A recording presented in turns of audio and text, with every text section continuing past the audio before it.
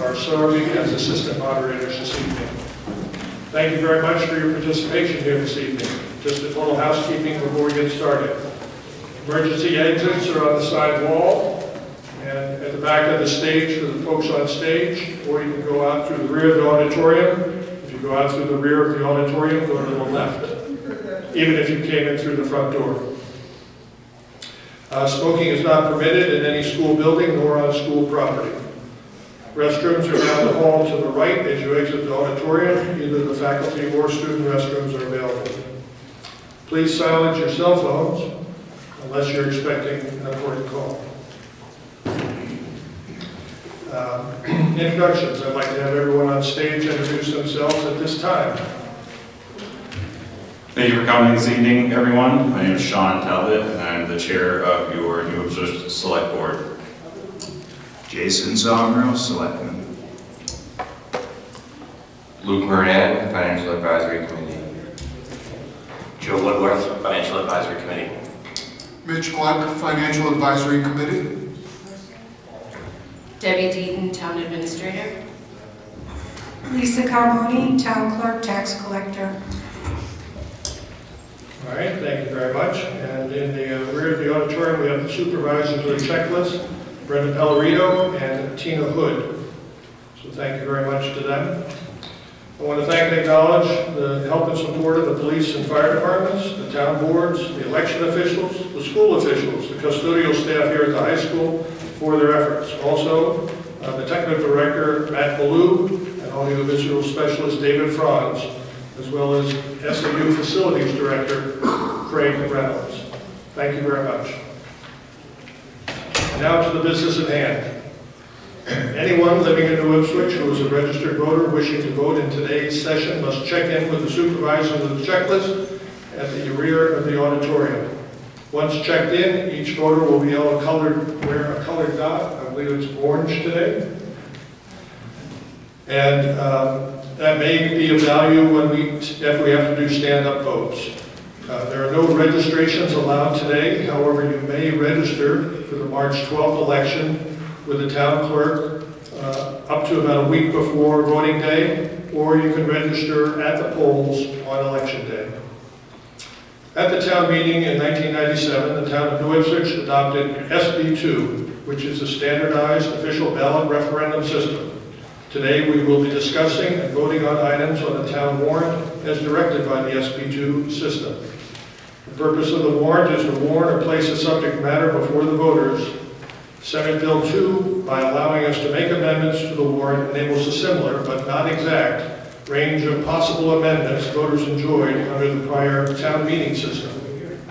Today we will not be adopting any new articles. The town warrant signed by the Select Board may be placed on the official ballot for the final vote on March 12th without any further action by this meeting. However, being the first session of the town meeting, we will be explaining, discussing, debating, and if allowed, potentially amending warrant articles at the pleasure of the meeting. Voting on the articles by official ballot will take place on Tuesday, March 12th, 2024, from 7 a.m. to 7 p.m. in the Messinic Regional High School auditorium. Please enter the back of the building and into the gymnasium when you come to vote. This evening, we will be using general parliamentary rules to run this meeting, as has been done in prior years. Copies of these rules are posted on the walls, and I believe you should have received a handout of them today as well. It is two-sided in case you're looking to see all the options available. Are there any questions on the rules? At this time, I'd like to entertain a motion to accept the rules as outlined on the handouts that you have. Your name? Susan Mallett. All right, Susan. Is there a second? Second. Earl Somro, thank you. All those in favor say aye. Aye. All those opposed say no. All right, that's a vote in the affirmative. Again, as a reminder, all voters must check in with the supervisor of the checklist and get their orange dot. I encourage all interested voters to speak. A microphone has been set up in the front of the auditorium. Please line up the microphone, and when acknowledged by the moderator, please state your name the first time speaking on each article, as it is necessary for the town clerk to properly record the proceedings. Please direct your discussion through the moderator and not to other voters. Non-residents are welcome to observe, but will not be allowed to vote. Are there any non-residents in the audience? All right, thank you. All right, let's begin Article 1, Election of Officers. To choose the following necessary town officials for the years ensuing. Board of Selectmen, 1 3-year term. Board of Assessors, 1 3-year term.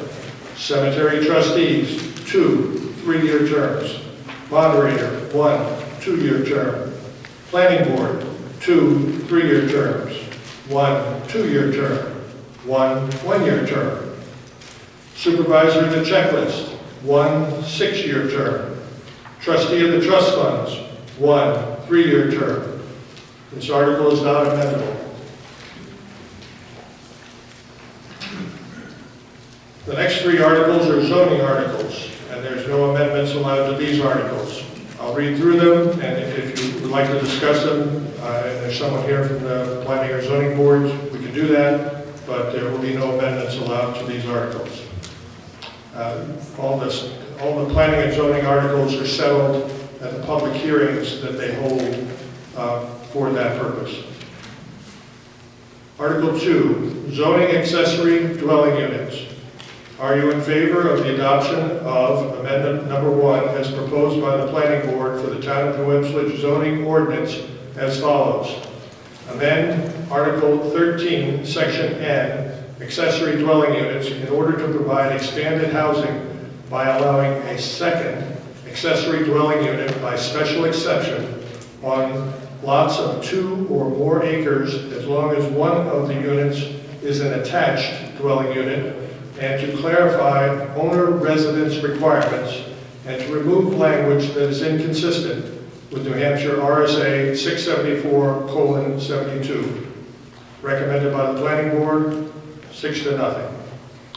Is there any discussion on this article? Article 3, zoning update to New Ipswich floodplain regulations. Are you in favor of the adoption of Amendment 2 as proposed by the planning board for the town of New Ipswich zoning ordinance as follows? Amend the floodplain development ordinance as necessary in order to comply with the requirements of the National Flood Insurance Program by modifying, deleting, and adding definitions, as well as updating various dates and references. Recommended by the planning board, 6-0. Is there any discussion on this article? Article 4, zoning expiration of pre-2013 unexercised special exceptions and variances. Are you in favor of the adoption of Amendment 3 as proposed by the planning board for the town of New Ipswich zoning ordinance as follows? Amend Article 14 by adding a new Section F, termination of unexercised special exceptions and variances, which provides for the expiration of unexercised special exceptions and variances dated prior to August 19, 2013, as authorized by RSA 674:33, Section 4, lowercase c, which would go into effect 1 year after the posted notice by the planning board. Recommended by the planning board, 6-0. Is there any discussion? Article 5, town budget. Shall the town raise and appropriate as an operating budget, not including appropriations, by special warrant articles and other appropriations voted separately, the amount set forth on the budget posted with the warrant, or as amended by the vote of the first session for the purposes set forth therein, totaling $3,355,219.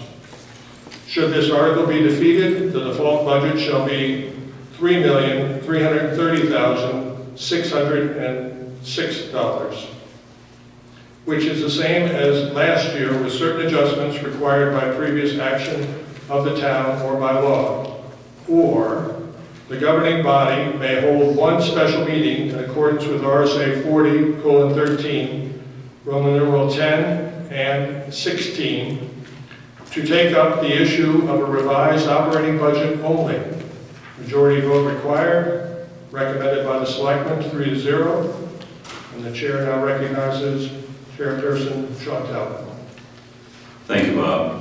I'd like to take a moment to thank our department heads, all the employees and volunteers that participated in the creation of this budget, along with our FAC.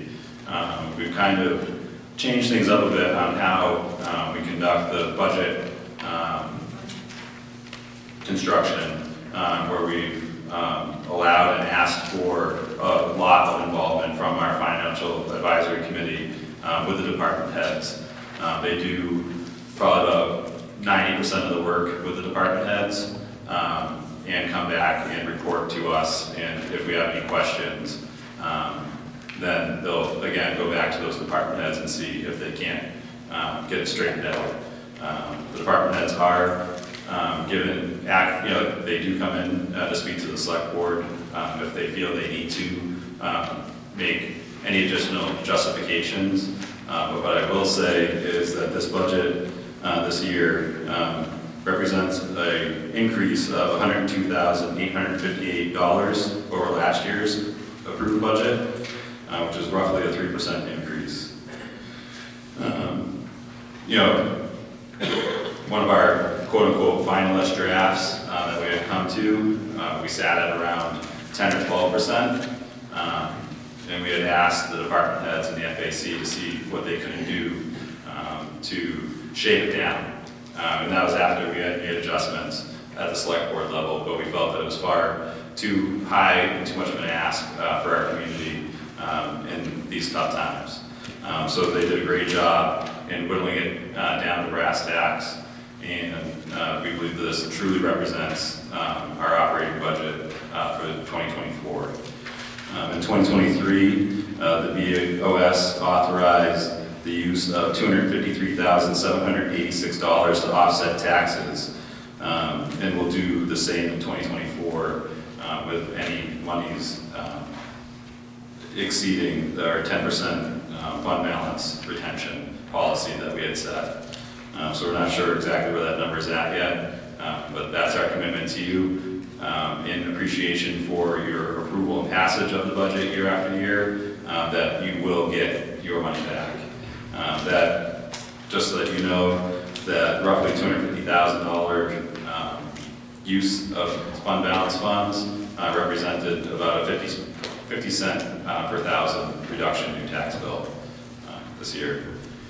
So at this time, I'd like, I'm not sure which one of the gentlemen from the FAC was going to speak to roughly what that $102,858 represents.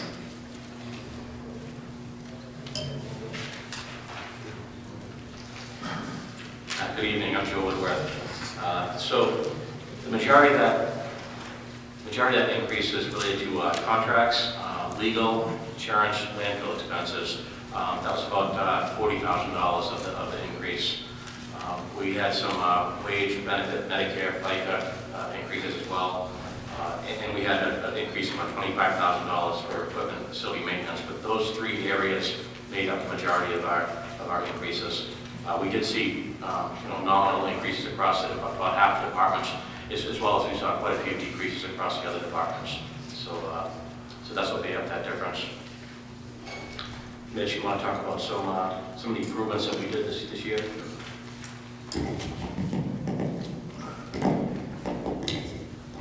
This past year, we implemented a process called quarterly reviews. And what that entails is sitting and looking at the budgets. First of all, the FAC would look at all the budgets on a monthly basis to see if there were any variances, either under or overspent, that were unanticipated, recognizing that some expenses are not necessarily monthly expenses. They may all occur at once, or they may occur once per quarter. But what we wanted to do was set up a process where we could monitor the budget without getting to the end of the fiscal year and finding surprises, particularly surprises where monies may have been overspent. So we monitored that, we worked with the department heads, they looked at their monthly reports, and then we would do a quarterly report on how the budget was functioning, and we think it was very effective. When we took a look at the overall performance of all the departments, people were either right on target, or if there were exceptions, there were justifiable reasons for those exceptions, and it gave us an opportunity to be able to plan for that as well. So we think that that was a significant improvement in the budget process this year. The other thing I want to say, we kind of spoke to this last year, is that we continue to be impressed with the department heads and how much control they actually have over their budgets, how informed they are about what their budgets entail and what the reasons are for each line item. The budget process that we follow, we refer to as a zero-based budgeting process. Unlike perhaps some budgets that are put together rather quickly by just adding a percentage to what last year's budget was, the department heads all went back line by line with $0 there, calculated based on their research what they thought was required for that line, and then would document the details and specific justification for those dollars. So essentially they started out building from scratch the budget all over again to make sure that what they were requesting was actually justifiable. And so those were the two processes by which we worked, and we worked hand in hand obviously with the selectmen as well as with the department heads. But you have a lot of reason to be very proud of those individuals who are department heads. They take care of their departments, they monitor their expenses, and they do an excellent job.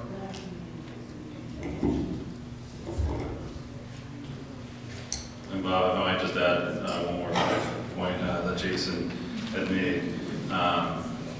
This year we kind of retweaked some positions, changed some things around, become more efficient, eliminated one position with the highway department, and tweaked some of the stuff with the police department. And we included a 3% COLA on salaries that were not impacted by department head requests for increases on their employee salaries or pay rates. Thank you, Sean. Is there any discussion? All right, Article 6. Discussion? I'm sorry, come to the microphone, please.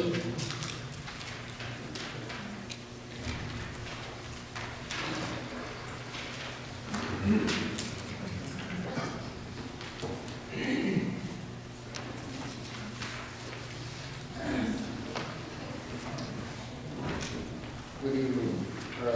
I'm in Joel Somro, and the number that pops out on page MS 636, item number, account number 4191. It says planning and zoning, Article 5, expenditures for the year ending 2023 to 2018. Appropriations ending in 12/31/2023, $3,810, and then proposed appropriations for the period ending 24. The jump of up to $58,697. Just wondering what that, what's the explanation for that? Yes. Good point, Earl. I apologize for not pointing that out initially.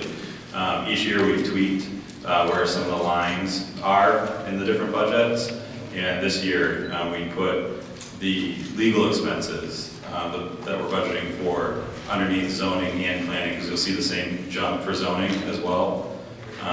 So we've taken it out of a general classification of legal budget and broken it up between the BOS, zoning and planning. Just a matter of reclassifying the expenses. Yes, and increasing how much we need for legal. Am I speaking loud enough? Yes. Okay. Yeah, so yeah, there's the reclassification and also accounting for more potential legal expenses for 2024. Thank you. Thank you, Earl. Any further discussion on the budget? All right, Article 6. Roads. To see if the town will vote to raise and appropriate the sum of $350,000 to reconstruct and pave New Ipswich roads. This will be a non-lapsing appropriation for a period of 5 years, terminating on December 31st, 2029, or when the project is completed, whichever comes sooner, in accordance with RSA 32:7, Section 6. Majority vote required, recommended by the selectmen, 3-0. Is there any discussion? Article 7, roads. To see if the town will vote to raise and appropriate the sum of $250,000 to reconstruct and pave New Ipswich roads. This will be a non-lapsing appropriation for a period of 5 years, terminating on December 31st, 2029, or when the project is complete, whichever comes sooner, in accordance with RSA 32:7, Section 6. Majority vote required, recommended by the selectmen, 3-0. And the chair now recognizes Sean Talbot. Thank you. I'd like to make an amendment to this article. As a select board, we had approved changing the language of this road article, but it wasn't reflected in what was submitted to the DRA. So we'd like to take the opportunity to correct that this evening. The amendment would read, to see if the town will vote to raise and appropriate the sum of $250,000 to maintain, so we're adding the word maintain, reconstruct and pave New Ipswich roads. This will be a non-lapsing appropriation for a period of 5 years, terminating on December 31st, 2029, or when the project is completed, whichever comes sooner, in accordance with RSA 32:7-6, majority vote required. All right, may I have the amendment?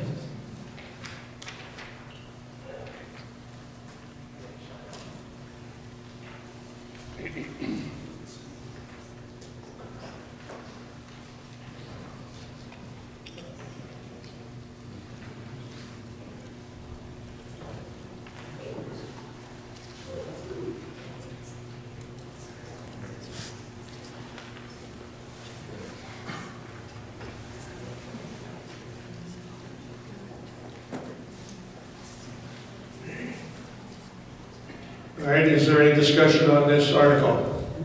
Mr. Coffey?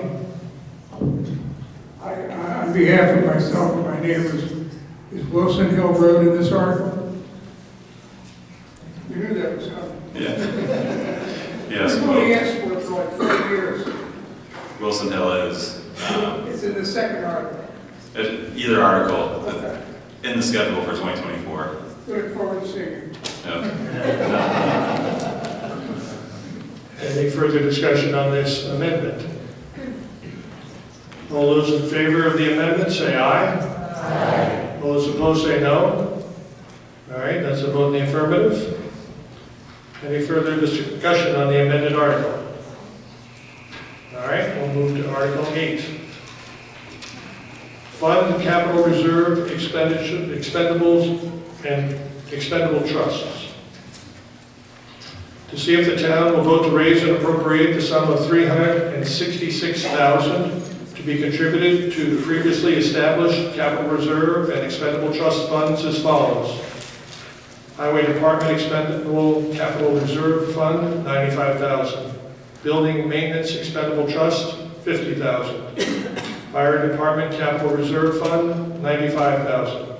Fire Protection Equipment Capital Reserve Fund, $30,000. Fire Department Communications Capital Reserve Fund, $5,000. Pool Maintenance Capital Reserve Fund, $6,000. Parks and Recreation Capital Reserve Fund, $15,000. Police Cruiser Capital Reserve Fund, $65,000. Revaluation Capital Reserve Fund, $5,000. Majority vote required. Recommended by the selectmen, 3-0. Is there any discussion on this article? Library, Article 9. To see if the town will vote to raise and appropriate the sum of $45,000 to support the New Ipswich Library. Majority vote required, recommended by the selectmen, 2-1. Is there any discussion? Is it appropriate to, All right, Gretchen, would you come up to the microphone? appeal?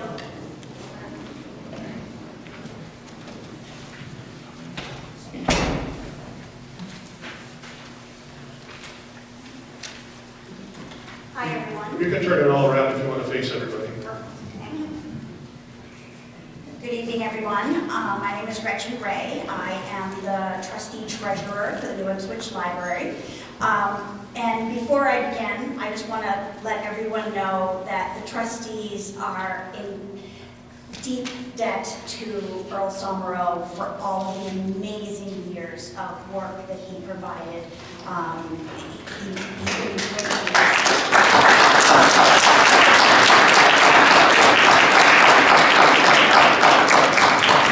No speech. So I will make this really quick, I promise. I just wanted to run through a couple of programmatic highlights. The trustees have been spending the last 2 years really looking at the offerings and the services that we provide to our community. We are in a very unique relationship with our taxpayers because we are not part of the general fund. We are one of maybe a handful of libraries in the state of New Hampshire that are nonprofit organizations. So we are not part of your general fund budgeting process every year. So we as trustees have to come up with our annual budget. We have to approve that budget, and we need to determine how we're going to raise that money. So when we look at all of the expenses and the program increases and offerings and improvements that we want to make for everyone, like across the board, things cost more money. So we are needing to come to you all this year for an increase in our annual ask. And it is an ask. We very much hope that you will support the work that we're doing in town. So I just wanted to throw some information out there for you so that you understand that we really are growing, that we are all working very hard to provide you services. Alrighty, so the highlighted programs, basically we have groups and clubs, we have technology, we just received a grant from the New Hampshire Charitable Foundation to improve all of our computer services, which is very exciting. So we will have e-readers to be able to be loaned out. So we have additional computer services at the library itself. So come in and check things out for us. All right. Patron visits. So we have implemented, with thanks to my fellow trustees, Mitch Gluck specifically, that we are trying very hard to quantify the services that we're providing to you all so that we can come back to you on an annual basis and say, we are of value to you because we are serving the people of this community.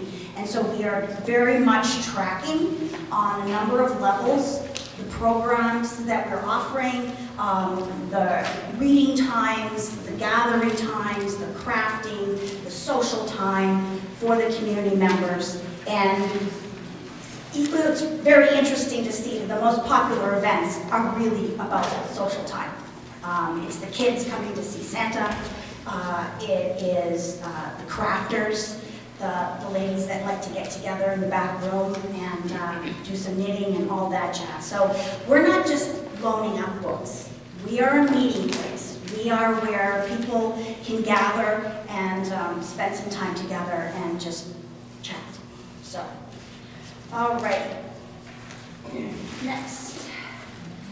So this bar graph is just really intended to show you that we are doing a really great job at serving the adults of our community, but that we have some work to do to go after the teens. We recognize that this town struggles to make sure that our teens have enough to do and to keep themselves busy and educated, and we need to figure out how to draw them to the library. So if anyone has teens at home, please remind them that the library is a great resource for them, and they can come and do teen night, and we can do pizza, and we can do movies. So again, social hour for the teens.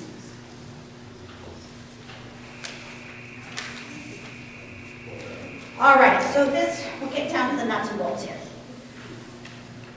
Our operating budget, which we are right in the midst of, we're a little over halfway through, is broken down, obviously, like every other budget, with our income and our expenses. We asked last year for $40,000. The trustees were able to acquire $9,130 of grants, and that was primarily for the technology improvements.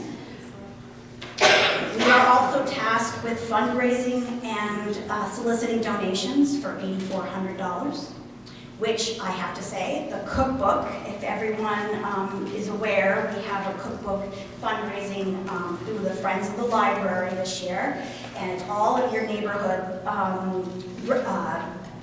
chefs, let's put it that way. Family chefs with old family recipes, and they're for sale at the library, and it's 100% donation. Then we also, as I'm sure you all are aware, we do have an endowment because we are a nonprofit organization. We have a very long history in this town, and we were developed from a group of very, very forward-thinking individuals who wanted to ensure that we had these services in this town for a very, very long time. We as trustees take it very seriously that we have been granted the honor of making sure that this town has a library. And so we have to manage the fiduciary responsibility of managing those funds so that when we come and ask you for money, we can also demonstrate that we are working equally as hard to balance it out so that you're not paying more than we're having to pay or raise. So our operating budget for this year was $87,530. And that was broken down through library services, which is basically your programs, for a cost of $6,300. Operations, and this includes all of our overhead. So this is all building maintenance, this is utilities, it's everything to basically keep the lights on. Payroll and banking, as every other organization, is definitely our big ask. I can tell you that our staff are really working under what they're worth. They accept the fact that we're a nonprofit organization, and they're very, very patient with us, and they are very kind and understanding that we really have a hard time providing a living wage as a full-time employee, which we have none. We only have part-time, and we don't have benefits. So getting staff and getting qualified staff is a challenge, and we want to make sure that we honor the people that are actually working for us. So that's really the biggest chunk of our operating. All right, so this is an interesting slide. As I mentioned earlier, the New Ipswich Library is a unique situation. We are not in the New Ipswich General Operating Fund. And you will notice, actually, on your MS 636, under the culture and recreation component of the budget, the line is 0 for the library. You have a park and recreation line, which is recommending to be $80,000 this year. The library continues to be 0. That is very, very unique. When you look at our neighboring towns, New Ipswich, with a population of basically 5,300 people, our annual operating budget, $87,530. You paid us $40,000 through the warrant article. We, as trustees, have to figure out how to cover the balance, which was $47,530. When you break down our annual operating budget by person, the organization is providing services at a rate of $16.50 per person in this town. Which, when you look at Greenville, at 2,000 or 2,100, their annual operating budget is $152,000. They have no offset. That is 100% funded by the taxpayers out of the general fund. That is how the majority of libraries in this state work. Their breakdown by person is almost $73 per taxpayer to keep their library open. And if you've been to the library in Greenville, you know that it's not a whole heck of a lot bigger than the one that we have here in New Ipswich. And it's not, it's nice. That's just. And so I won't bore you with the rest, but basically you'll see the breakdown. We are drastically frugal. We very much understand the situation of residents of this town. We also have a responsibility to make sure that the building stays open, because the resources and the history of this building is a true asset to this community. And the mark of a good community is how they value their library. It very much affects people's decisions on towns that they move to, if they have resources available to them as taxpayers, things like a library. Just keep that in mind. So lastly, I want to thank my fellow trustees at the library who are here tonight. So we have Mitch Clark here, we have Shelley Ziemeister, and we have Sue Hadley-Bolter, and we have our lovely Brenda Pellerito. Brenda has done just ominous work on stepping it up. And if everybody, can understand the depth of volunteer hours that she provides, it would be really nice. So, all right, thank you.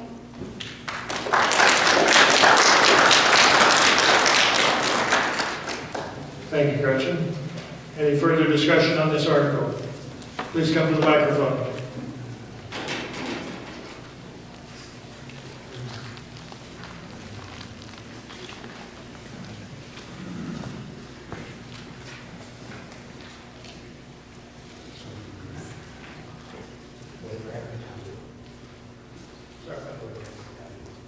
What do you want to do?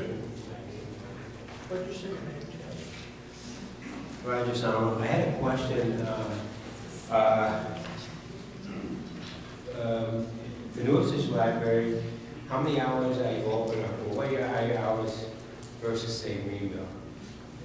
How many hours are they open a week or whatever? I don't know the exact number of Greenville, but we are open 25 hours a week.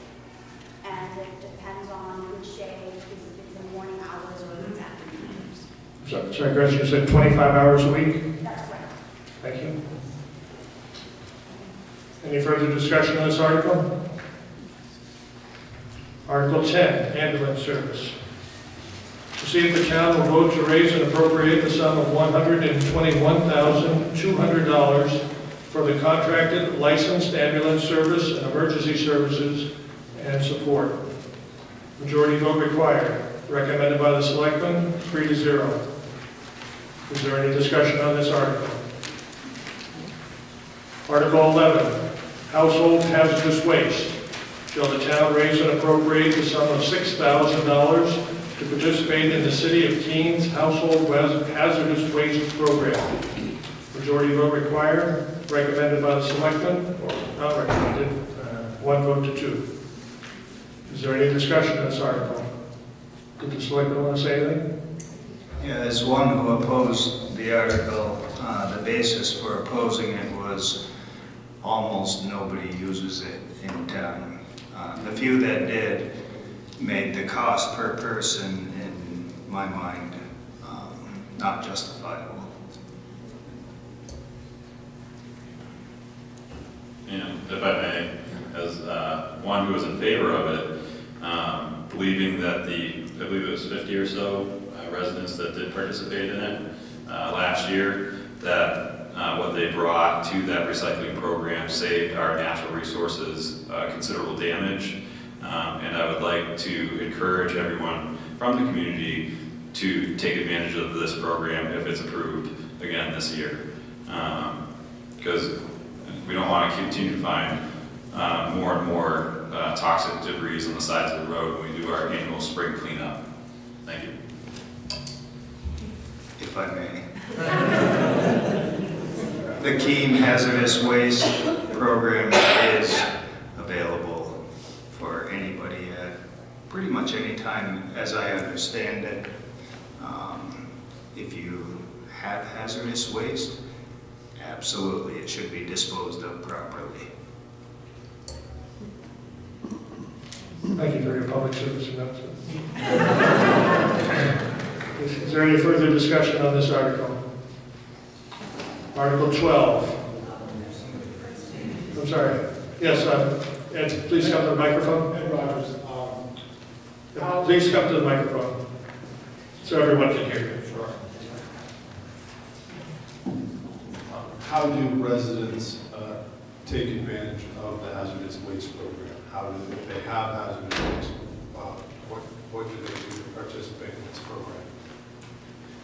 So each year we'll put out, I'm not sure that it goes out in the paper, but we have spoken about doing a better job of getting the information out. So there's a set of weeks that are in the spring and then again in the fall where there's collection dates where residents of New Ipswich can go and drop off their hazardous waste at no cost.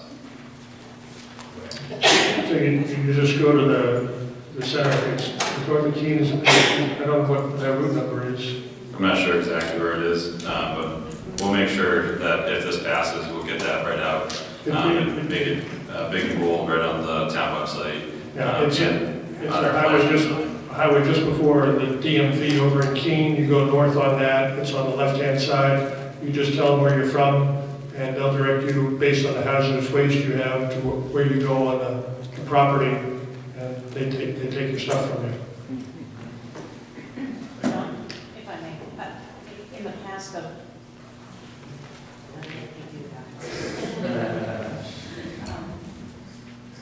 in the past when we had it, I've posted it in the building department on the window, and I've also put it on the website. So if the voters vote for it, I will continue to do that and try to spread the word more. Thank you, Susan.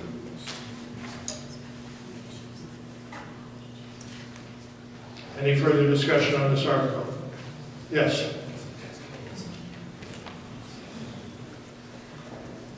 Dutch Stoffnecker. So I just want to clarify, we're looking to raise $6,000 so that the entire town can participate in Keene's program?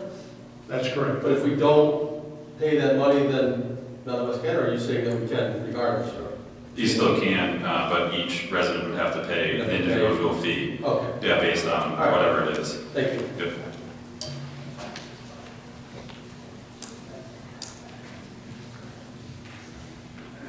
Dixie, please. May I suggest that if we don't support this, but if we don't pay the $6,000 to use the hazardous waste, that we be willing to reimburse those residents who take their hazardous waste up to Keene, because otherwise, you're gonna have people just pouring their stuff out on the ground. That's the way I feel. We need to be responsible and take this into our budget, one way or another.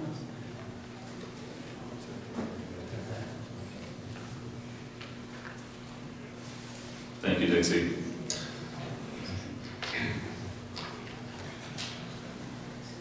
Any further discussion on this article? All right, Article 12.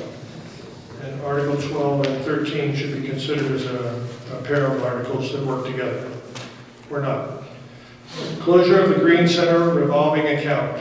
To see if the town will vote to close the existing Green Center revolving account under RSA 31, Section 95, lowercase h. If Article 13, the next article, does not pass, this article will be null and void. Majority vote required, recommended by the selectmen, 3-0. Anyone want to explain what we're doing here? Maybe after 13's read as well, we can address them both at the same time. Okay, we can do that. Creation of the expendable trust for Green Center recycling. To see if the town will vote to establish the Green Center Recycling Expendable Trust Fund per RSA 31:19, lowercase a, for the purpose of receiving donations to the Green Center and to raise and appropriate $5,077 to put in the fund, with this amount to come from the closed revolving fund previously written in Article 12. Further, to name the selectmen as agents to expend from said fund. If Article 12 does not pass, this article will be null and void. Majority vote required. Recommended by the selectmen, 3-0.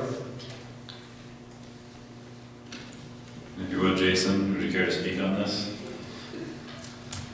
Sure.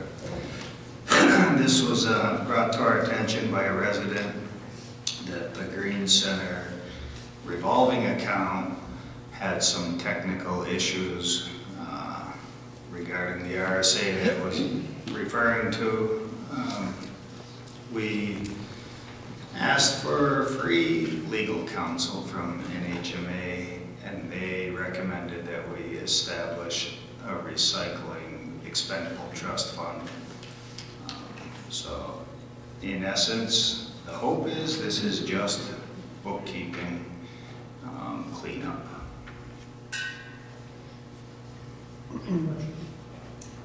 Any questions? Any further discussion? I got a question. Mr. Coffey. I'm not opposed to it, just so you know, but I have a technical question. It's how you make it work. My name is James Bucket, remember the trust of the trust funds.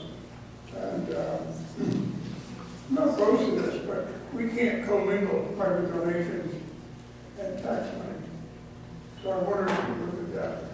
So I'm concerned about the mechanics of it, which we'll have to address when we get to it.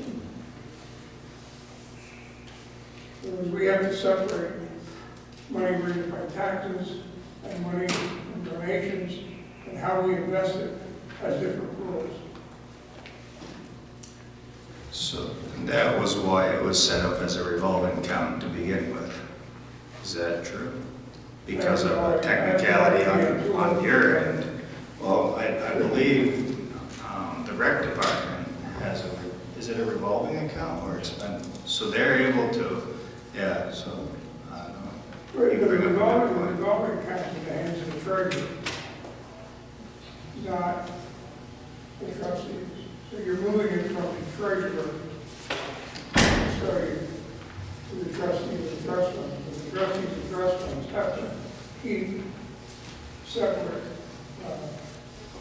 money that's donated, because that's a gift.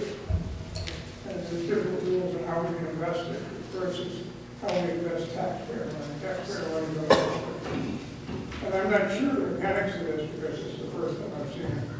There's nobody came to consult with this. I wasn't aware that there was a need. Had I been aware, I would have consulted. But. May I speak to you? You look at our investments, you'll see that they're separated into different groups. Debbie? There's no tax dollars going into that? that $5,000 was in the account we're closing and putting it in the new, it's all donation, there's no tax dollars. There's no budget for the Green Center. Okay, as long as it's a trail, no tax dollar. Correct. That Yep. wasn't obvious in reading the article. Yep. So Marguerite, do you mind if I ask one more question? Yeah. Sure. Mr. Coffey, Yes. did that satisfy your Yes, question? it's all donations, it'll be handled as donations. Okay, thanks. All right, thank you for bringing that up, Jim. All right, is there any discussion on Articles 12 and or 13? All right, we'll move to Article 14.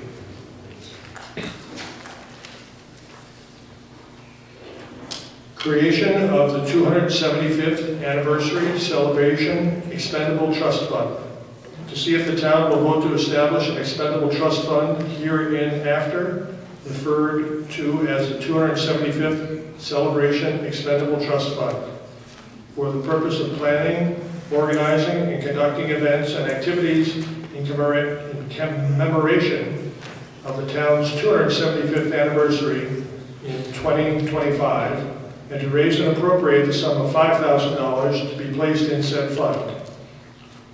Other amounts may come from donations, and to appoint the Board of Selectmen as agents to expend from this fund, or take any other action in relation thereto.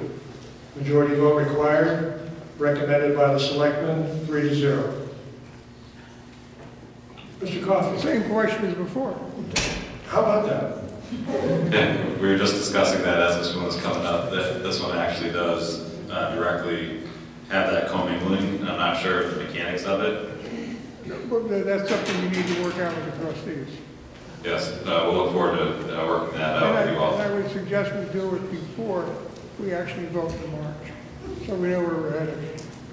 Yeah, I would like to speak on that. I think that the Heritage Commission Fund that was established last year would be a more appropriate place to receive donations. That one was set up, I believe it was entirely on donations. So I don't know if we can amend this article to strike amounts may come from donations, other amounts may come from donations. Is that permissible? Even if I can speak to that, the lion's share of what was supposed to go into that fund was to be donations, to have the community support it in their own way instead of taxing the entire community on it. So that's why that 5,000 was so low. It was just kind of a Kickstarter for that fund.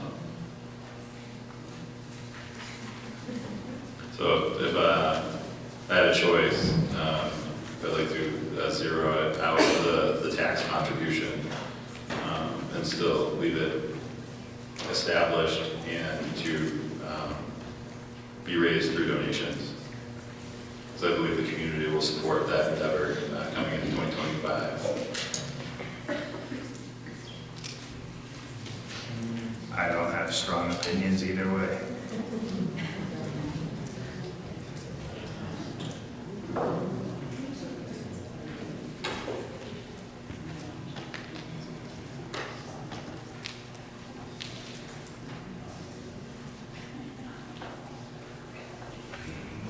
You could establish two funds.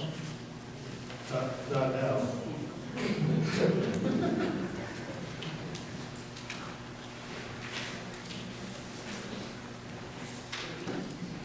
Alright, so I'll make a motion to amend Article 14, creation of the 275th Anniversary Celebration Expendable Trust Fund, to read as follows. To see if the town will vote to establish an expendable trust fund hereinafter referred to as the 275th Anniversary Celebration Expendable Trust Fund, for the purpose of planning, organizing, and conducting events and activities in commemoration of the town's 275th anniversary in 2025.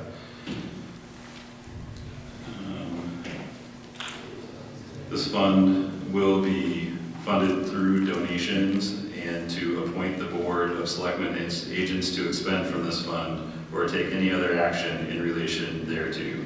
Majority vote required.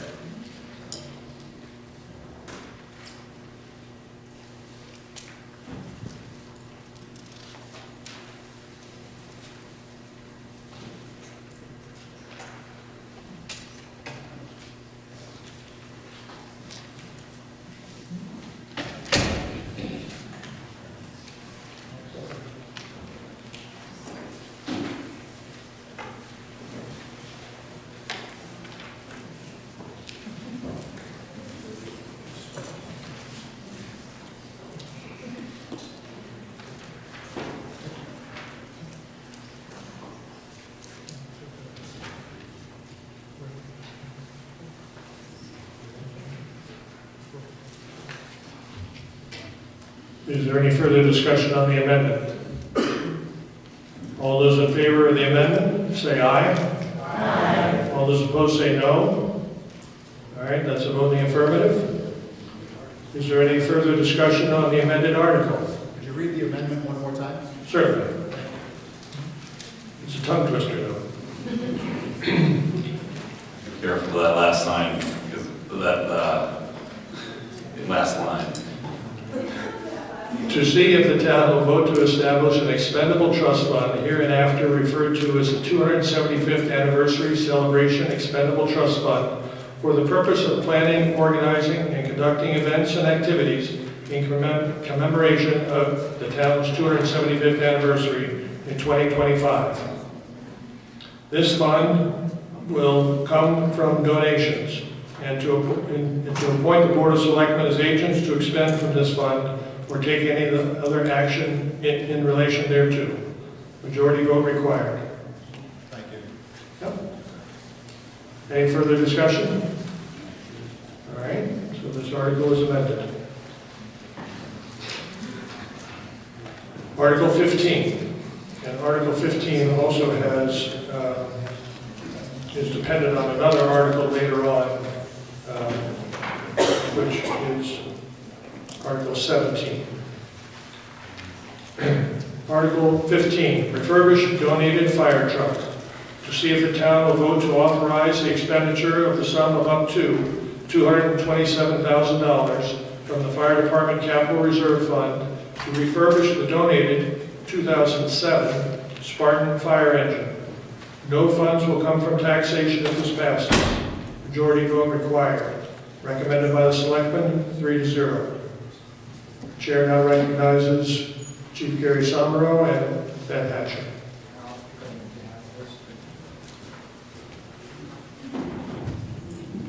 Hello, my name is Ben Hatcher. I'm the Deputy Chief here in Ipswich. Use the microphone. Yeah, thanks.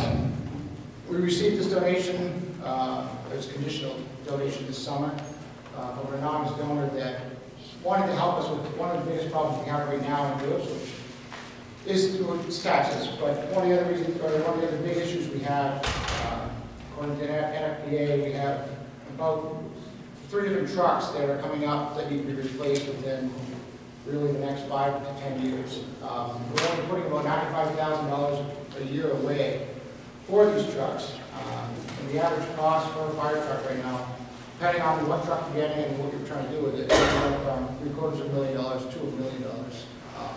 So we're not really saving enough to replace these 3 trucks in the next time. We try to work with this. If you want to pull the microphone out, you can do that. So we're trying to work with this donated truck, which is a 2007. I think what it's going to do, it will save the taxpayers a lot of money. So basically, if we would ask for $1 million, it would get us 20 years for a fire truck. We're asking for $227,000, it will get us 10 years. But it'll get us out of this kind of grouping that we have with 3 of our trucks. It'll break up the dates quite a bit and allow us to save more money for a little bit longer time. So we have to amend the amount? So according to your screen, it showed 277. If you want to go back to the previous slide. It's supposed to be 227,000. That is wrong. So I don't know if that's the actual warrant. because it's on this page. So I read 227,000. Yeah. I agree that you see that it says 277,000. So according to the article you have right, it is 227,000. So it's just this slide that's wrong.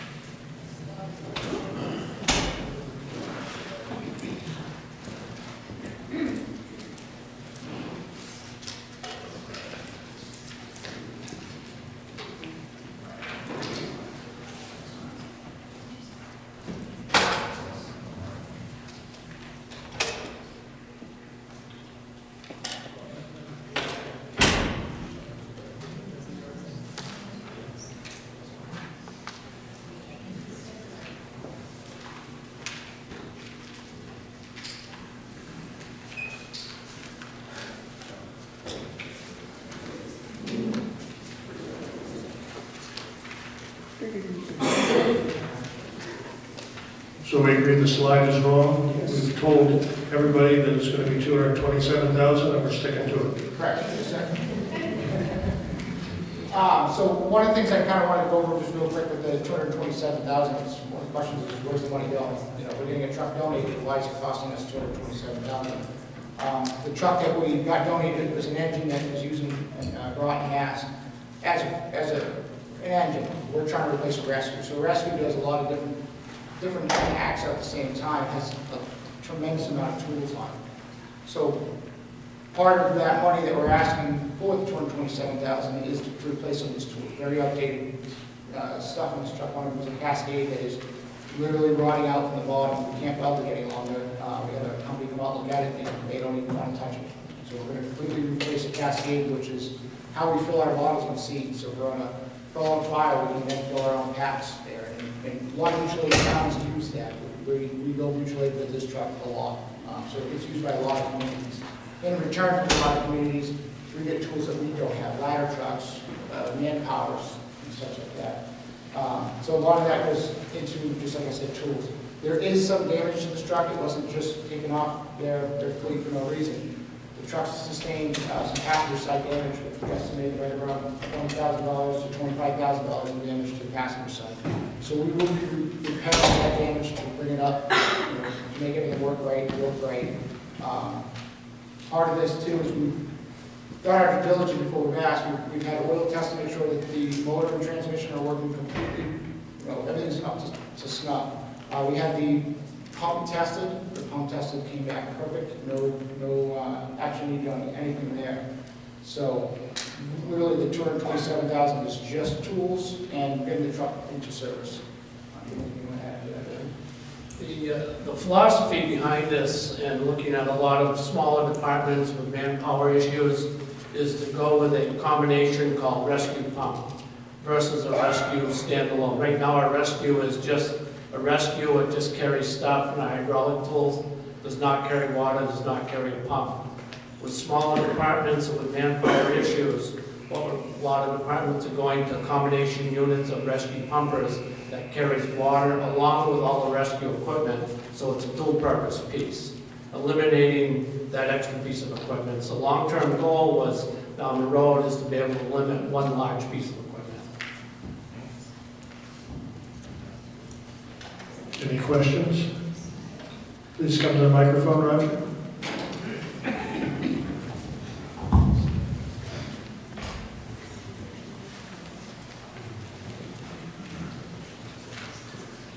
I don't know who's going to get there first.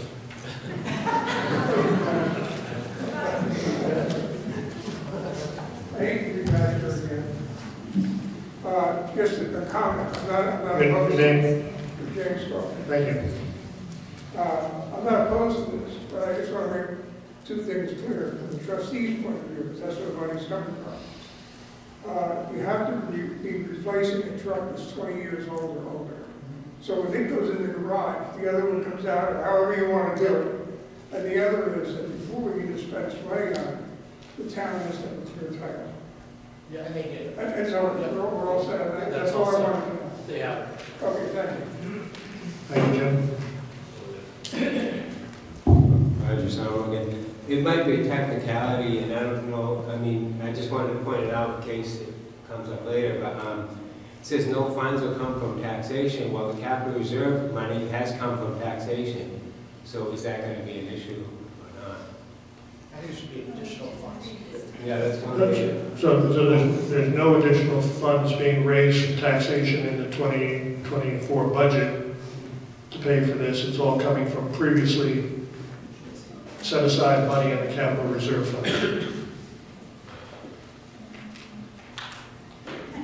Any additional questions for Ben and Gary? It's almost like Ben and Jerry. Don't start All right. Article 16. Establish a full-time fire chief, building inspector, code enforcement position. To see if the town will vote to raise and appropriate the sum of $52,000 for the purpose of creating a full-time fire chief, building inspector, code enforcement officer position. The appropriation will be for the salary and benefits for the period of July through December 2024.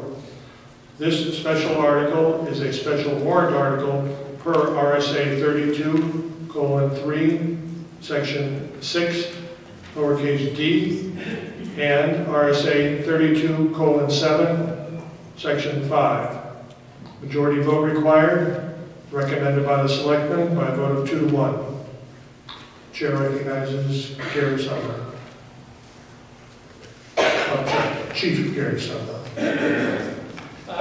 Thank you for blaming for this one anyways. Having taken on the role of fire chief, building inspector, code enforcement officer, I can tell you how busy it is. It is there, okay. It is very busy. Actually, I track the hours per week of admin hours for the fire department and building inspector hours. Fire department admin hours runs about 19 hours a week, and I'm running 16 hours per week, and this being very conservative, a little over 16 hours a week for building inspection and code enforcement. So basically, it's a 32-hour week for a semi-retired guy. It's pretty busy. And one thing we can do with this is there's the ability to capture more revenue on the building side. And the problem is just don't have time to do all the work that is necessary to properly function in that position. There's a lot to it, and I couldn't do the job without having Susan working in the office doing admin work, the selectmen and all the other ladies in the office. It is a tremendous amount of work and a tremendous responsibility. So I believe the town with 5,300 people is ready to move forward. We're one of the few towns with this population not to have a full-time fire chief, building inspector. This town with much less population that run a building inspector and a fire chief. So this is a combination trying to push us forward at this time frame. So that's the goal. So. Any questions for Gary?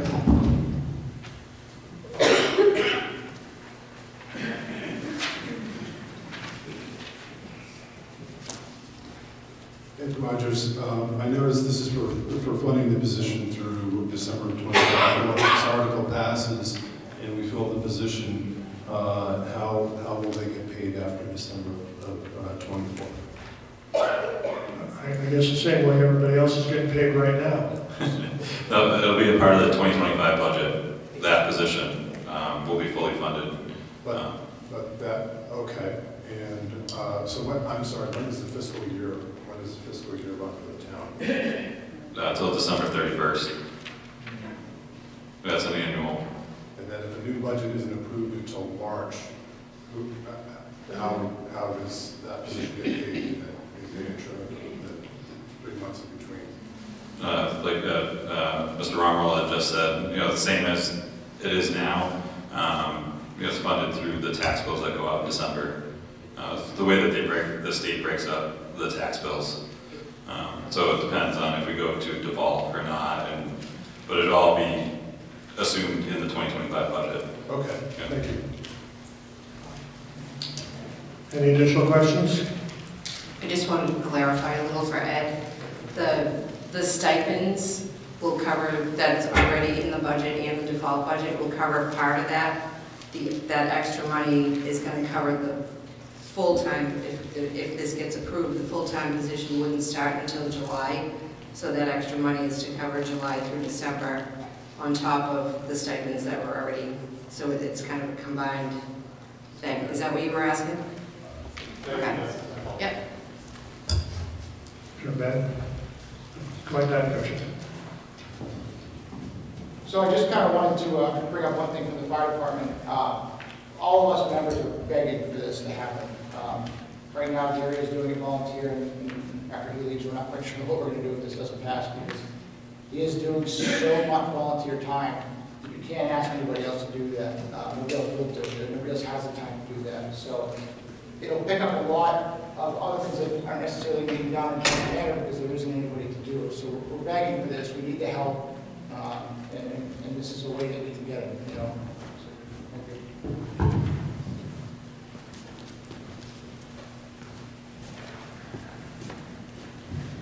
Reggie Ray. I don't have a question, but I would just like to state that I cannot understand how a fire chief can do the work of a building inspector and code enforcement officer in a regular work week.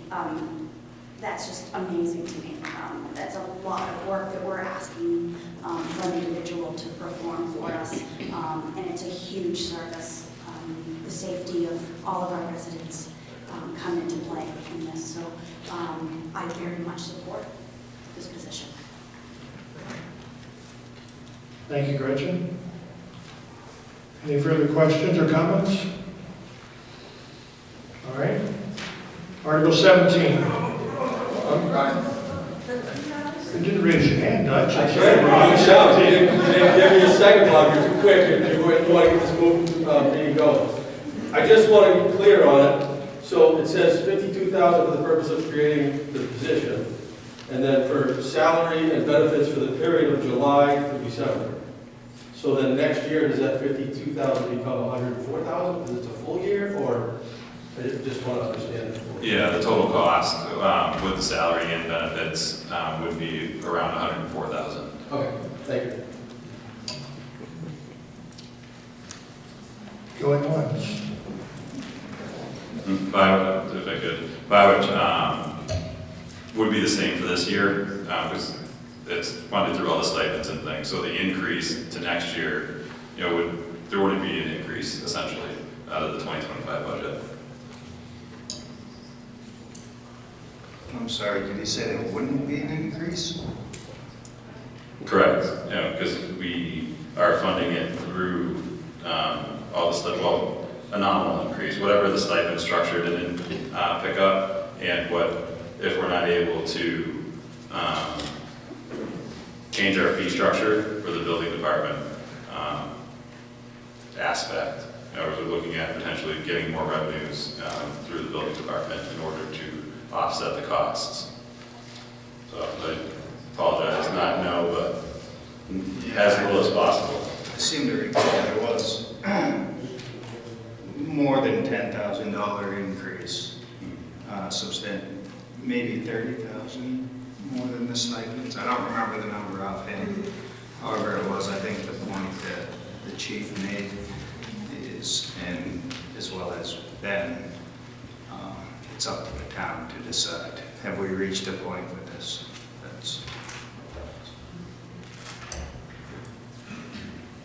Any further discussion? Okay.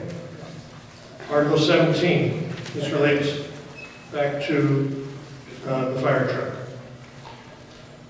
Authorize agents to expend. To see if the town will authorize the Board of Selectmen as agents to expend the Fire Department Capital Reserve Fund established by warrant article in 1966 using warrant article 14 and the Firefighter Protective Equipment Capital Reserve Fund established in 1999 using warrant article 12. Oh, I'm sorry, this is not related to fire truck. This is just authorizing the selectmen to be agents to expend from these two funds. Is there any question or discussion on these articles? Yes, Mr. Coffey.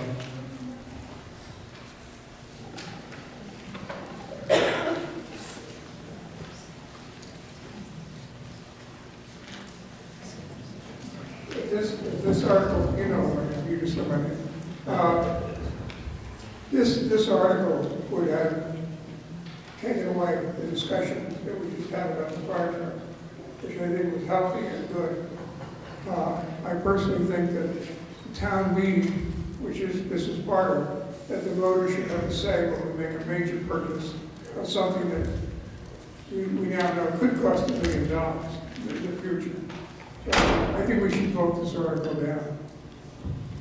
This article is not related to, it's the next article that says amend the capital reserve for the fire truck. I'm talking about the agents to expend. Okay, so you don't want the Board of Selectmen to be the agents to expend? No, I think we're better, these are planned events. We're not gonna go out and buy a fire truck on a whim, it's a major item. But I think it belongs in front of the people to talk about it and discuss. And I think the fire department can come with the selectmen and sell the project as they have done tonight. I think it's healthier and I think it's better. But if you get into the next one, there's no need for it because the trustees have already said that the money that you're looking to use can be used that way. All right, so you're talking about Article 18 when you say that, Jim? Which we haven't gotten to yet? Article 18 takes a 2/3 vote. And what it does is it changes the wording from 1966. But there's nothing that says in the 1966 article that we have to buy a new truck. The truck is new to us, wherever we got it from. And the trustees have voted 3-0, and that fits with the original intent of the article. The only thing that's in the article in 1966 is you got to get rid, it has to be to replace a truck 20 years old or older. So I think, I don't think we have a need for this article.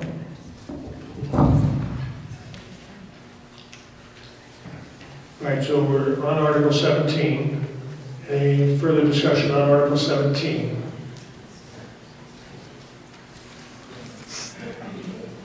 All right, Article 18, which I think is what Jim was commenting on, is amend the purpose of the Fire Department Capital Reserve Fund. To amend the purpose of the Fire Department Capital Reserve Fund established in 1966 in accordance with RSA 35:16. To see if the town will approve the clarification to include the purchase of new, used, or donated fire apparatus, or to refurbish the same. 2/3 vote required, as Jim indicated. Recommended by the selectmen 3-0.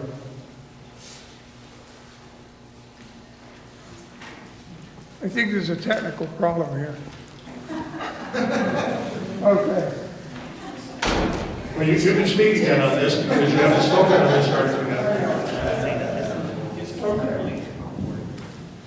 The previous article creates agents to expend for a 1966 article. This article makes it now a 2024 article with no agents to expend. Is there agents to expend in that?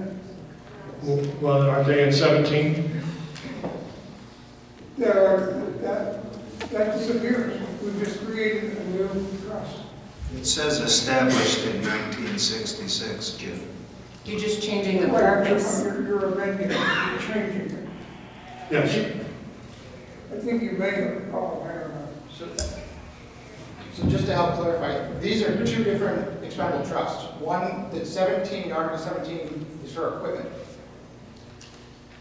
It's, you know, it could be gear, it could be that type of equipment that we use all the time. Part of it is structural firefighting gear. And Protective equipment. Okay. So 17 is equipment, essentially. 18 is the truck. Oh, no, you got the fire department, the fire. Fire capital reserve,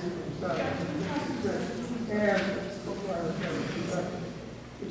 it's both to, what I'm getting at is, you pass this, and then you pass this, and you've got,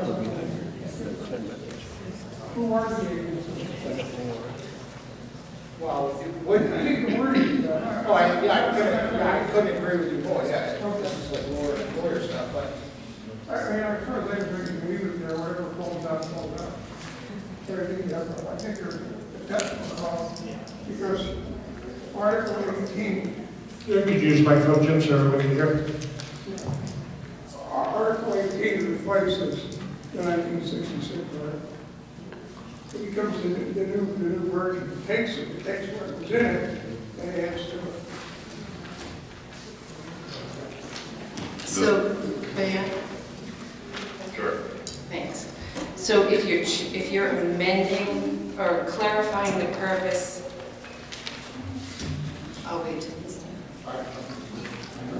My question is for him, so.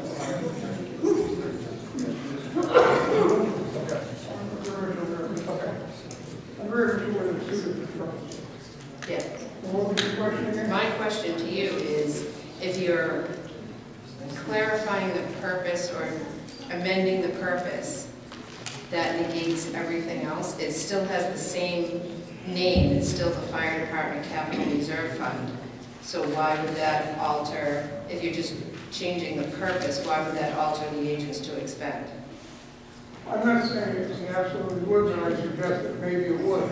Okay, so the DRA did look at it, and they didn't. The DRA is always capture everything. I know that. I work with them. Yeah, I know. And especially when you get to trust funds, because now you get to deal most of the AD. Okay. Well, we'll figure it out. If I may, moderator? Sure. Just from the selectmen's point of view, this was brought to us because there was a lot of discussion prior to the donated fire engine being, that article there, of whether or not this fire department capital reserve fund would be appropriate. The hope is, and yes, the current board of trustees ended up coming to the conclusion that the wording in this amendment applies to that. However, future boards of trustees may not. And so, I just wanted to add this, I believe this article is very specific. Fire Department Capital Reserve Fund established in 1966. I don't believe it would be a new article. Thank you. We actually had originally, when we wrote it, when it was written, had agents to, selected as agents to expend, and I was told to take it out because the previous article covered that. That was by the DRA. All right, thank you. Any further discussion? Article 19 and Article 20 are similar. They're about reflecting changes in inflation. Number 19, modify elderly exemption. Shall the town modify the provisions of RSA 72:39, lowercase a, for the elderly exemption from property tax in the town, based on the assessed value for qualified taxpayers to be as follows. 65 to 74 years of age to be $75,000. 75 to 79 years of age to be $112,500, and 80 plus to be $150,000. In addition, increase the net income as follows: $31,000 for a single person, $45,000 for married combined income, and own net assets not in excess of $85,000, excluding the value of a person's residence. Majority vote required, recommended by the selectmen, 3-0. Is there any discussion? Do you want any explanation from the Board of Assessors? Sure, if you'd like to give one, Jim.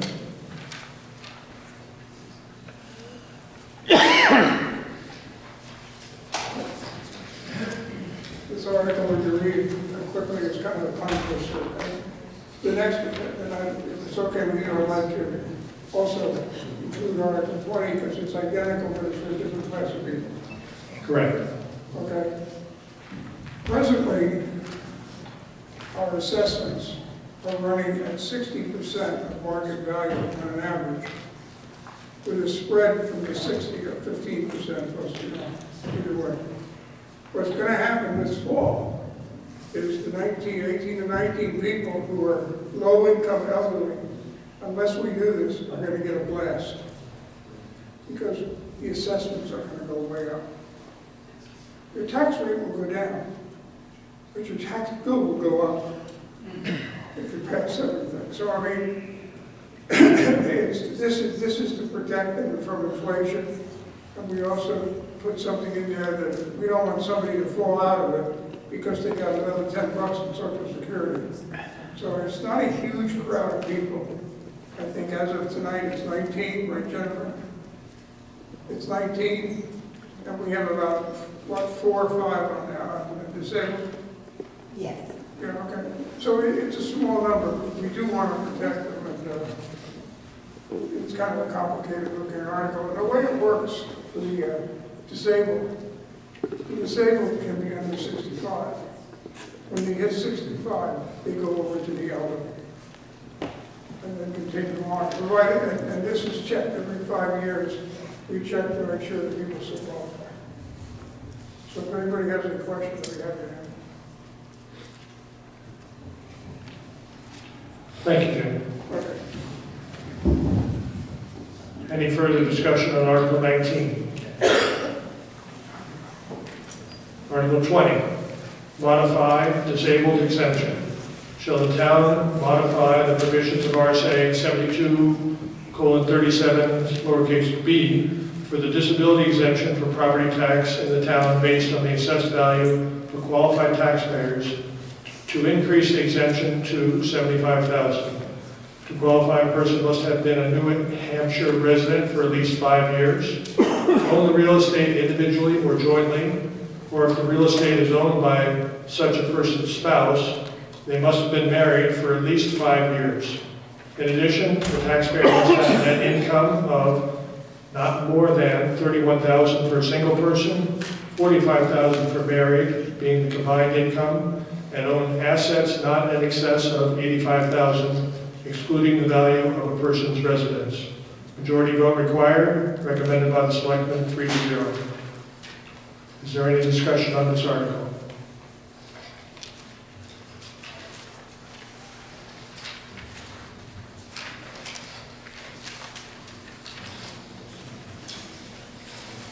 Seemingly, I've lost the last page.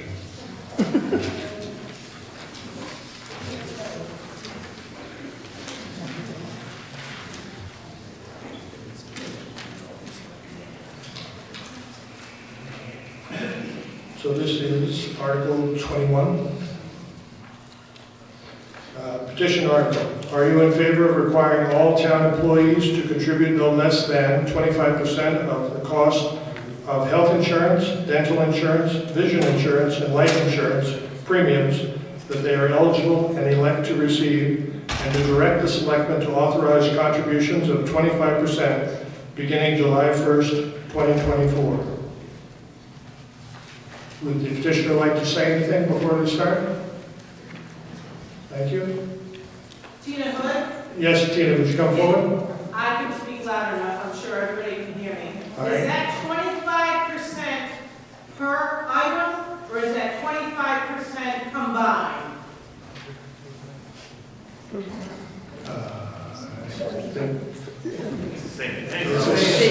Same. One half doesn't the other.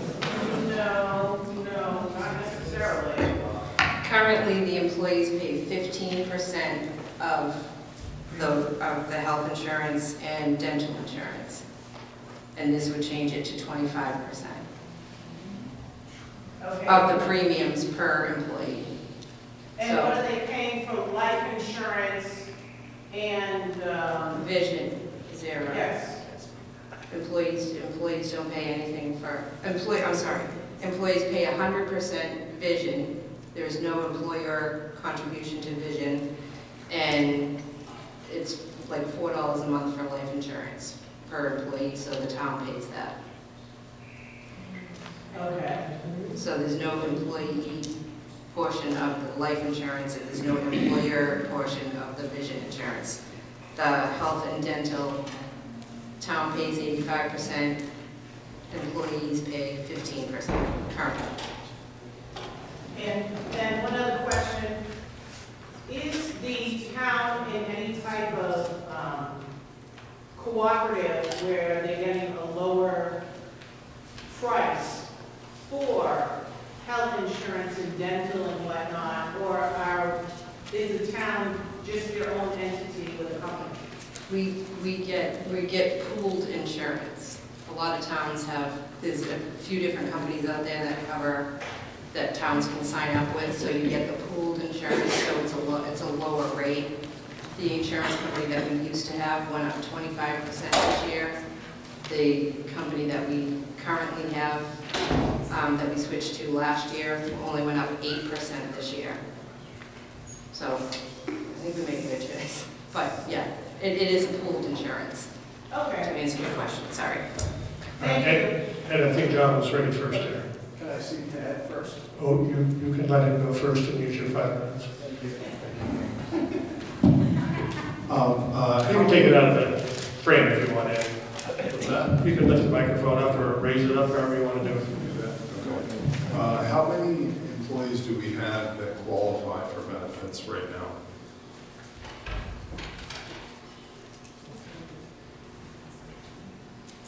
I want to say there's it's basically the entire police department, and I mean any full-time employees. So I think it's about 15, 17. I don't know exactly. 15 to 17, full-time. roughly? Anyone who's full-time qualifies for the benefits. Okay. So 35 hours, 32 hours or more. And roughly, what is the cost of the benefits package per employee? It depends on what coverage you have. If you have single, if you have family, or just employee plus spouse, they're all different prices. Okay, but approximately 15 to 17 full-time employees, actually. Yeah. Okay, thank you. John? John Waffles. I'd like to point out that this warrant article is deceptive, in my opinion, and fatally flawed.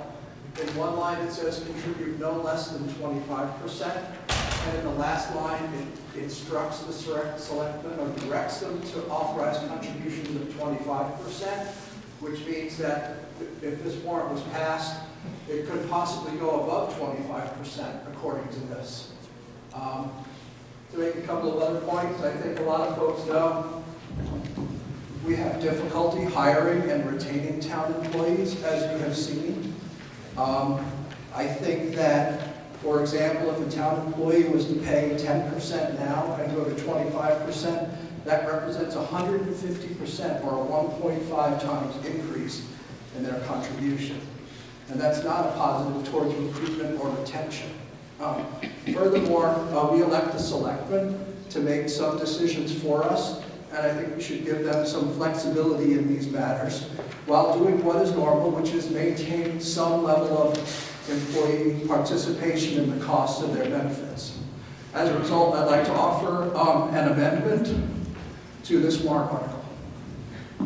All right, do you have it written out, or do you need something to work with? I have it written out. All right. May I read it? You may. Okay. Are you in favor of requiring all town employees to contribute no less than 5% of the cost of health insurance, dental insurance, vision insurance, and life insurance premiums that they are eligible for, and to direct the selectmen to authorize contributions of no less than 5% beginning July 1, 2024? Jen, do you have someone to second that? I'll second. I can sign it. Opposed? We don't get to do that. That's how that works.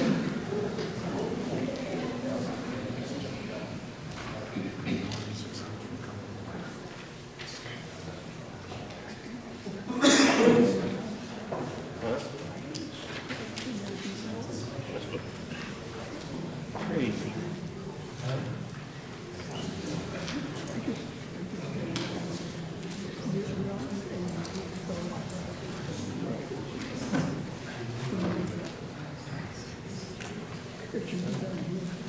Would you like me to read the article again? As amended? Are you in favor of requiring all town employees to contribute no less than 5% of the cost of health insurance, dental insurance, vision insurance, and life insurance premiums that they are eligible for, and to direct the selectmen to authorize contributions of no less than 5% beginning July 1st, 2024? Is there discussion on this article? Cindy? The amendment, I'm sorry. Clarification question regarding the 5%. When you say no less than 5%, does that mean that they can go above it? Yeah. I'm sorry. Alright. Say the question again, I didn't hear you. The new amended article, and actually it could go to this one too, where the language says no less than X%. That means that the employee will pay no less than whatever X% is agreed on, and the selectmen are authorizing contributions of no less than X%, but that doesn't cap it at, they can go higher and say, okay, we want them to pay 30%. I would think that's a valid interpretation. So basically then what we're saying is we're giving the selectmen or whomever permission to increase premium payments that the employees have to make, but they're not getting raises. I mean, They've who always knows? had that. Pardon me? They've always had that for, To raise it at any time? to Okay. whatever they want. Yeah, let's get rid of that. How do we change that? Well, we're working on an amended article right now from the petition warrant article. Okay.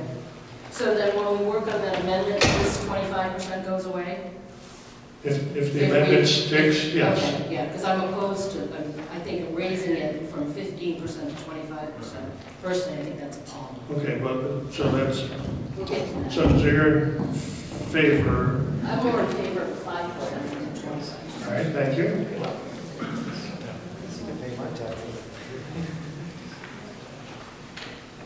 Jim Crocker, just wondering what the savings are to the town, that 10% difference.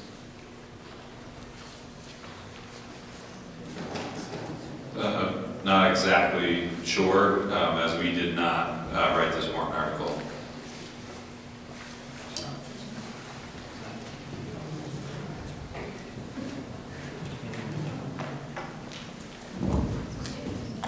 Based on my prior question, we've got about 17 full-time employees that are taking advantage of these benefits. Just having worked with this stuff in the past, I know these benefits packages can be up to $25,000. So the 10% that the original article is asking our employees to pay is an additional $2,500 a year. So essentially, what we're saying is we're asking our full-time employees to take a $50 a week pay cut.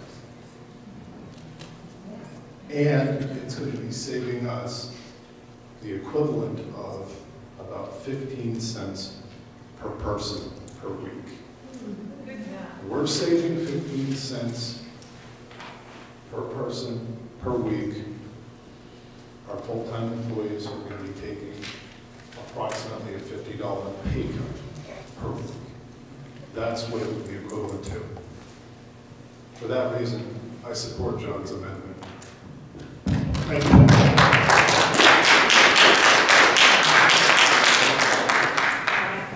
Come to the microphone. Hi, can you hear me? My name is Becky Doyle, and I put forth this amendment.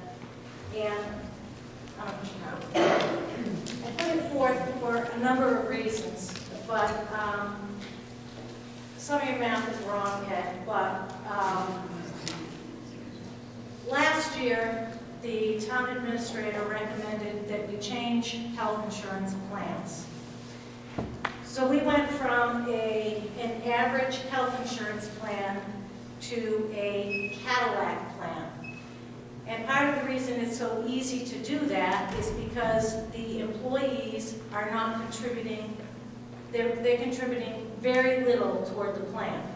So what that cost us last year, our budgeted amount, we spent $137,000 was budgeted in 2022. We changed the plan in 2023, and the budgeted amount went to $247,000. It increased $110,000 because we needed to buy the Cadillac plan. And the Cadillac plan is $36,000 for a family. It's not $25,000.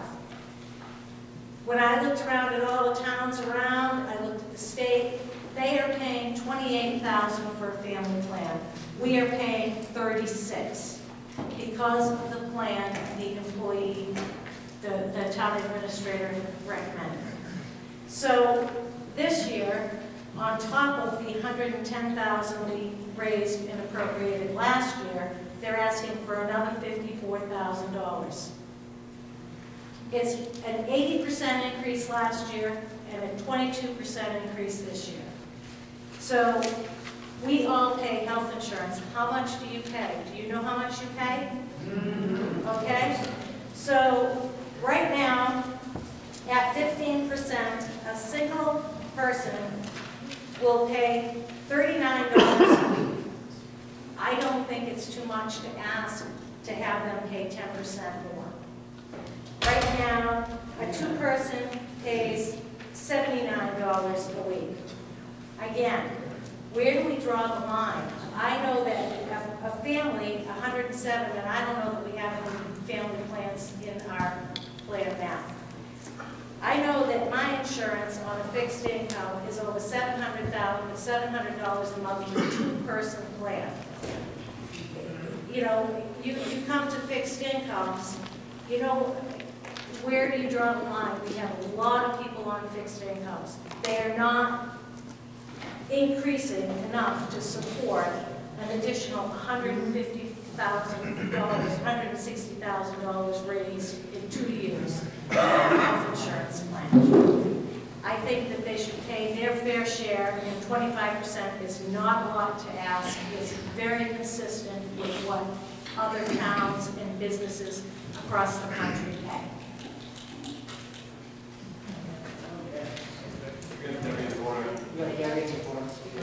Come to the microphone. Oh. Debbie Deaton, Town Administrator. The choice to change health insurance plans was because the employees were complaining about the one they had prior. That didn't cover a lot. It was a ton of out-of-pocket expenses. And the employees were willing to pay more money out of their pocket to get the better plan. It is not by any stretch the Cadillac. It is a good plan, but it is not the best plan. It is not the Cadillac. The single person plan is, the town amount is $900, a little under $900 a month. The two-person plan is a little under $1,800 a month, and a family plan is $2,424 per month per employee. Some people do not elect to get insurance because they have it through a spouse or whatever, but those are the premiums for the employees. Sorry, the amount the town pays, I'm sorry.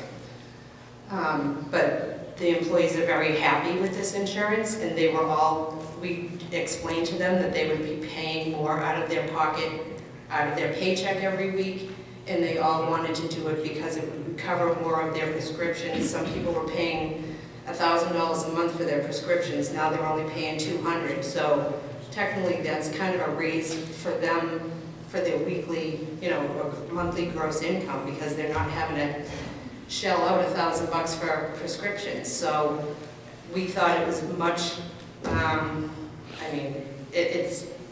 I can't speak, I'm sorry.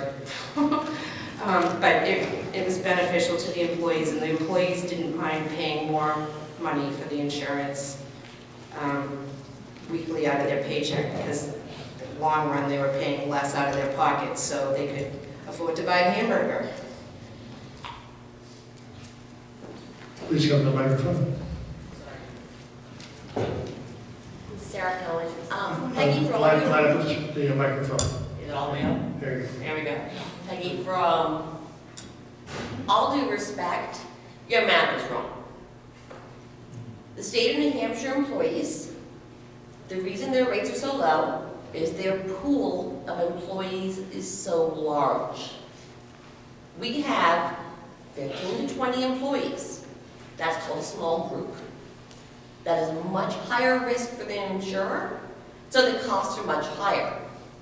The state of New Hampshire has thousands times that. They disperse the rate. They have multiple tiers of coverage. For us to have signs out on the highway looking for a full-time employees for months and not being able to get anyone to take work, and then take away a small incentive to get employees and keep them, is ridiculous. Yes, we all want to have lower taxes. Yes, we all want to actually have services get done. It's gonna have to be a choice where you realize that pinching pennies will not save you the dollars.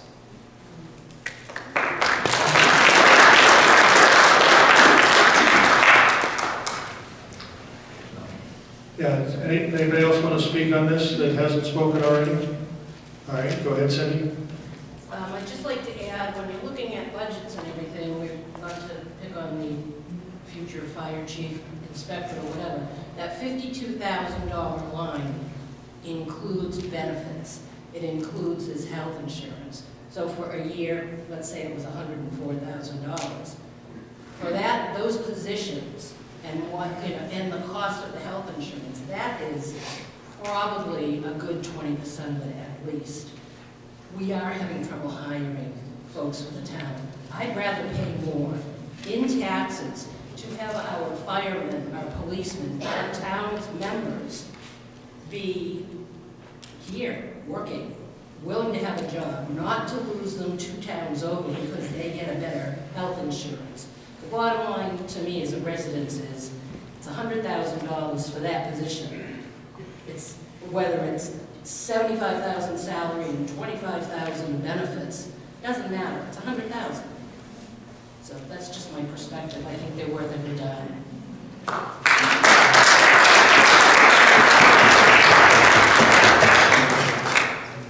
Mr. Moderator, I'd like to move the question. All right, that's not debatable. All those in favor of moving the question, say aye. Aye. All right, all those opposed, say no. All right. So, would you like me to read the amended article again? No. All right. All those in favor of the amended article, say aye. Aye. All those opposed, say no. No. All right, that's a vote in the affirmative. The article is amended. Any further discussion on now the amended article? I caught you, Dutch, right? Good. You did it. First on the watch list. So the amended article is to contribute no less than 5%, correct? That's correct. And then the selectmen to authorize contributions of no less than 5%.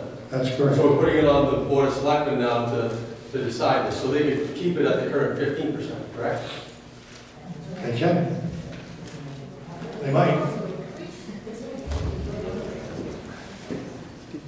Hi, Chelsea Hatcher. I would like to suggest a slight change, that the end say no more than 5% instead of no less. So that would be an amendment to the article. Yes. All right.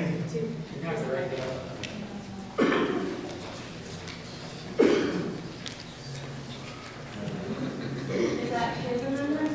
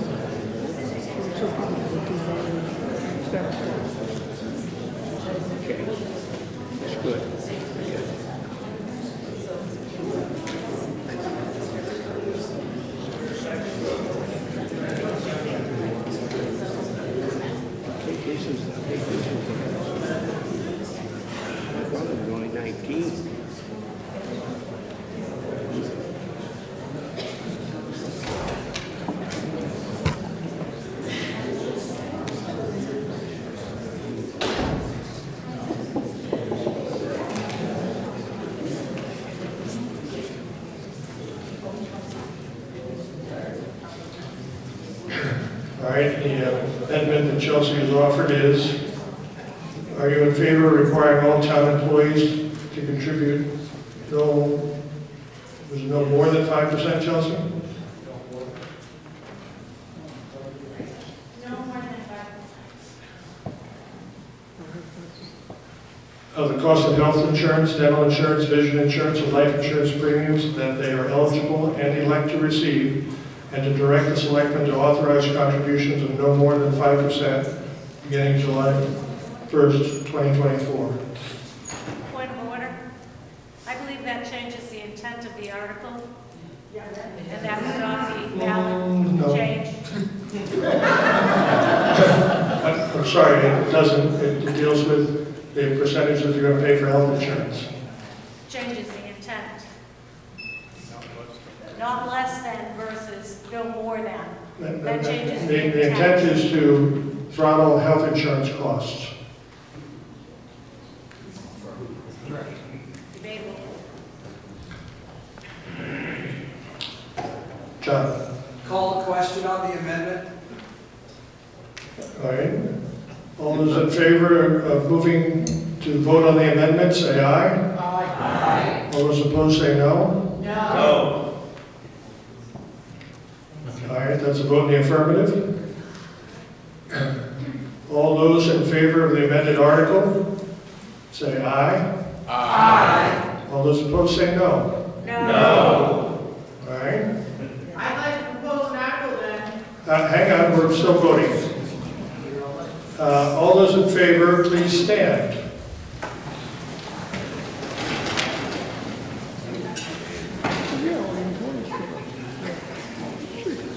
All right, Cindy. What are we voting on? We're voting on Chelsea's amendment to be no more than 5%. Carol, do you want to count the middle section?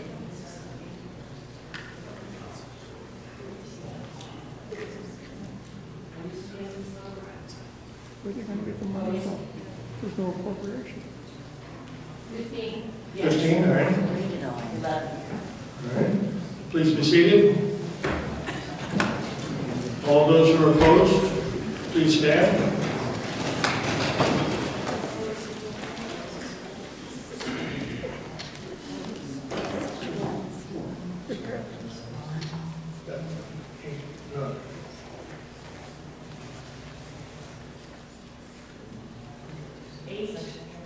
You got yourself? No, I'm abstaining. All right. None.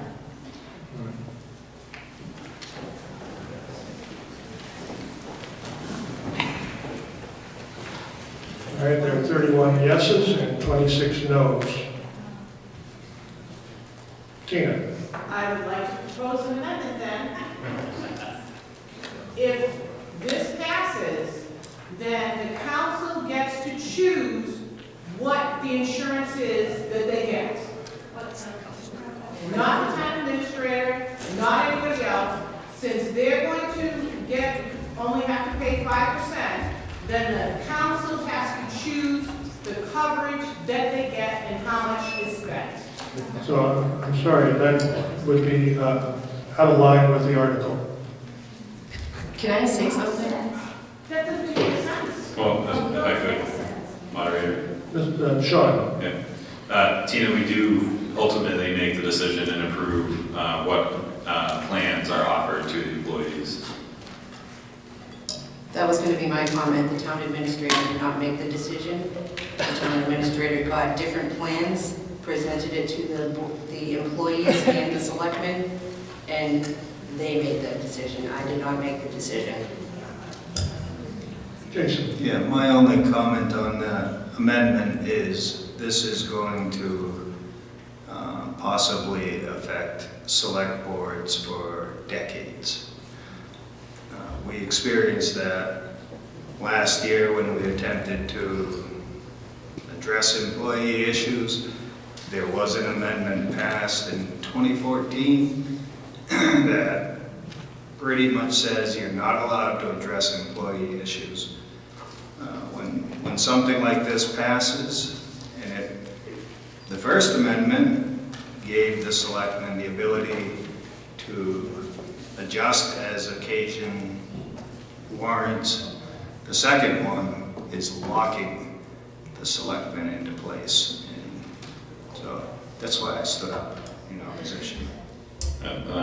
Second Jason's comments is exactly why I stood up to oppose it, because it actually removed flexibility from the select board. Thank you. Yes, sir. Hi, good evening. Marcus Bredesen. Can I make an amendment to just roll this out and leave it the way it is? Is that possible? You can make an amendment, you can offer an amendment to do that, yes. Leave it the way it is, leave it alone. I second. I'm sorry, I missed what your intention was.